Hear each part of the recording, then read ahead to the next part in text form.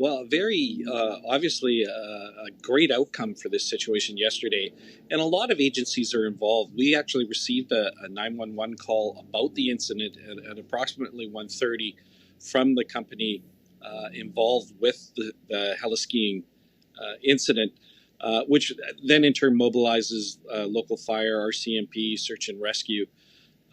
And the heliskiing company did an excellent job by able to extricate these patients from the snow in rather quick form, and then extricate them to our awaiting paramedics for transportation to hospital. Yeah, just talk to us about, you touched on it there, just how challenging is a rescue like this? Exactly sort of how does it unfold? Well, in this situation, of course, as paramedics, we're not the ones who actually go out and do the search and rescue incidents like this.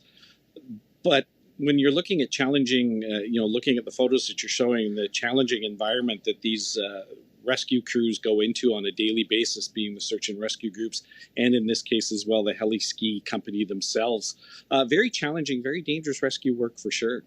So, Brian, I can imagine, it's not just about the rescue, but also what happens next. So how do paramedics treat someone that, as we've heard, some of them were trapped, completely buried underneath snow for around 10 minutes? Right.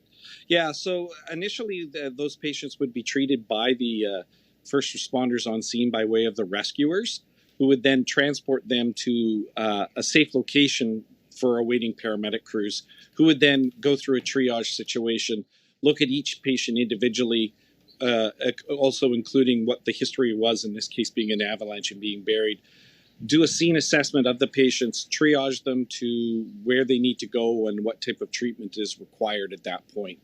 Brian, we heard that there were other skiers nearby who actually saw this unfold, and that was part of the reason for such a quick rescue, was that they were able to notify emergency services. Just talk to us about how the difference that time makes in a situation like this. Is it a matter of minutes that could make all the difference?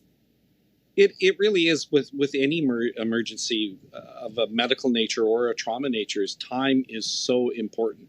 So the quicker that people can activate the 911 system, the quicker that people can extricate people from the snowpack, like in this situation where they were dug out quite quickly, which is fantastic work by the rescuers and fantastic news and outcome for the patients. So really, any situation like this, time is the essence. So we really want people to be alert, be aware of their surroundings, especially with the weather that's changing here in BC right now over the next week.